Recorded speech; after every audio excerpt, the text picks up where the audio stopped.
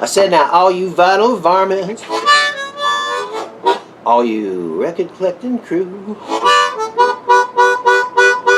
have I got a box of records for you?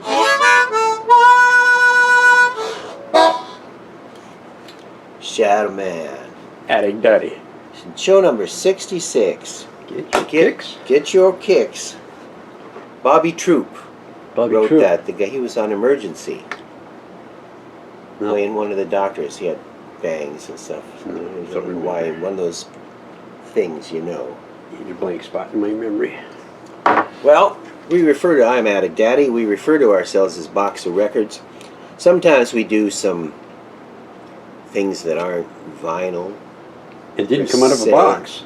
Didn't come out of a box, but they are certainly music related. Yeah. But I got enough rock and roll patches, and I don't mean the Clarence Carter song or the Dickie Lee song, which you promised you wouldn't sing. I'm biting my tongue. Yes, yes. Every morning before I went to school, I feed the chickens and I chop wood too. That's the other guy. That's Clarence Carter. Are you sure it's Clarence? Yeah, I just saw it. Okay. Right. Because there's Clarence Carter does a couple other. I put on my shop coat and did research. Yes. Check out Clarence Carter. Oh, see, you're going to have to help me. We're putting this from using this here. We're having a smaller object. My arm's just about reach. Yeah. Okay. All right. You can help me with that. I'm going to swing around here. Yes, come on. We're going to go through these. Anyway, of course, this is a classic Rolling Stones patch.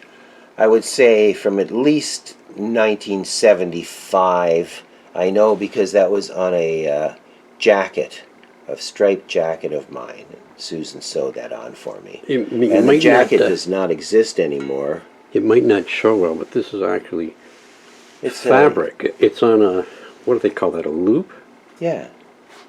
You didn't embroider that, did you? No, it's an embroidery hoop. An embroidery hoop, yeah. Yes. It almost looks like no, it's... that's how I display stuff. Yeah, it almost looks like it's mounted on a piece of metal. It came like that, but no, that's an actual sew-on patch. Well, just, I mean, say you had a pair of white bell-bottom pants in 1976, and you had this patch on the back, on one of the pockets, and eventually your pants disintegrated, especially when you were 21. You could just go through pants. Do you call them painter's pants? No, they weren't painter's pants. They were the tighter ones, like Levi's with flares. Who wears white pants? Oh, yeah, white pants. Oh, I know. They're always dirty. You know, like Joe Strummer's white pants, just always dirty. Oh, mine are filthy. Yes, and continuing on this, this is one here. Still in the package. Isn't that nice? No copyright. Now anything with this on it always has the Rolling Stones. Only $1.19. And it was first seen on the Brown Sugar 45, and then of course Sticky Fingers. But this one here is made in Winnipeg, or distributed in Winnipeg anyway. And this is a newer one. It says made in China. Again, unsolicited. So, there's the history of Rolling Stones tongues. We have a couple large ones up on our couch that the cat has. Yeah, we have a visitor. Yeah, we have a because you pulled the patches off the couch, the Rolling Stones. There you are. Couch. That's not patches. That's somebody else. Tuppence. Tuppence. Came with the name. All right. This.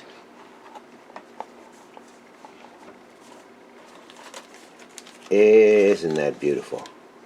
Nice Sun Records patch down there from Memphis. Can you see that okay, or do we need to move that a bit? No, hang on.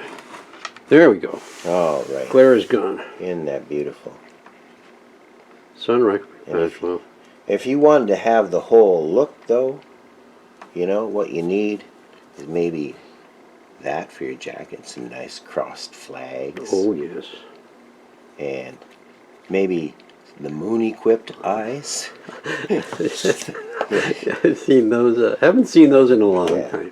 Those are easy to draw on just about anything. Pretty simple. Yeah. For your aspiring artists out there. This is wow. This is actual Motorcycle Club. Gimme shelter. MC Motorcycle. And to top it all off, The Cramps. Rockabilly Rules. That's so cool. They look No. like brand new. Well, they've never been patched. Some of the tongues have, but not these ones. You know, we could do a whole show. I was wondering how to cut this up. You see Mr. Ratfink is with us today. But Ed Roth, who I've mentioned many a times, had the pleasure to speak to Ed when I was ordering a t-shirt. Oh, he's got the shakes. He's got the shakes, yes. It's early for him. Yeah. Ah. And of course he was the creator of Ratfink. And there's a nice decal. Look at yourself. These are some newer ones. It's still around. I mean, I've got comic books and a lot of models and a slot car box, and yeah, got to talk to him on the phone. A real hero to a lot of people. And look at this one. This is an original old one. Never used decal. Ooh. The Mad Modeler. But I thought I couldn't resist throwing those in with our patch show too. I'm sure our heavily discerning audience. Because at Sims, the educated consumer is our best customer. Oh, sure. It's Cy Sims. Cy Sims. From Cy and Marcy Sims from Buffalo. Okay, going kind of a different direction here. Check this out. A Phineas Freak patch.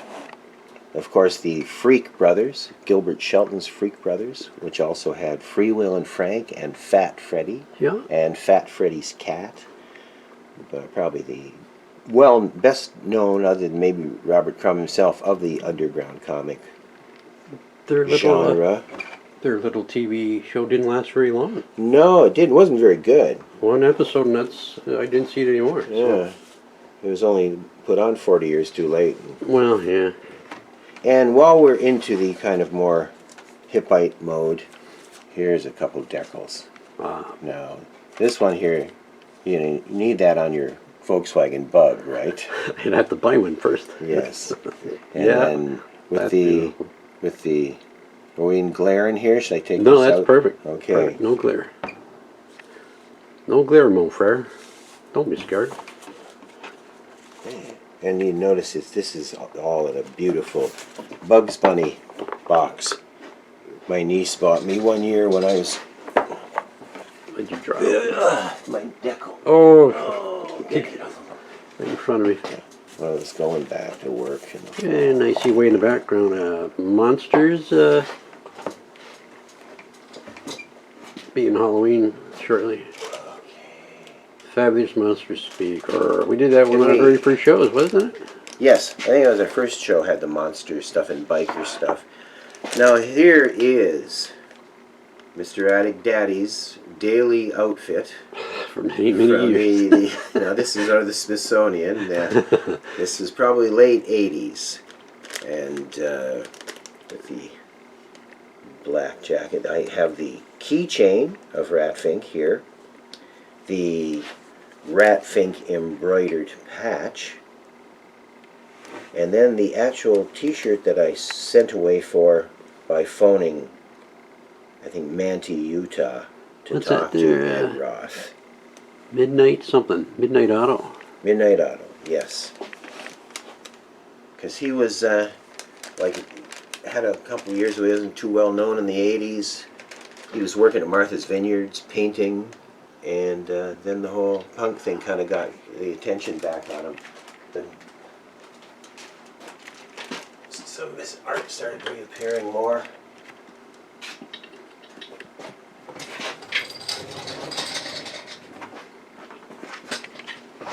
So there. peace, I guess. You lost it again. No, I found it. All right. I found it. Cool. It reappeared.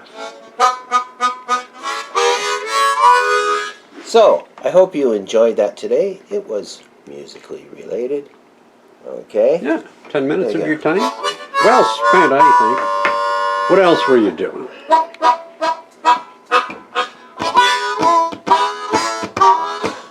Time to boogie on out of here.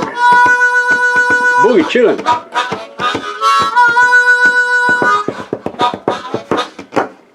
What the fun. You've had your tea.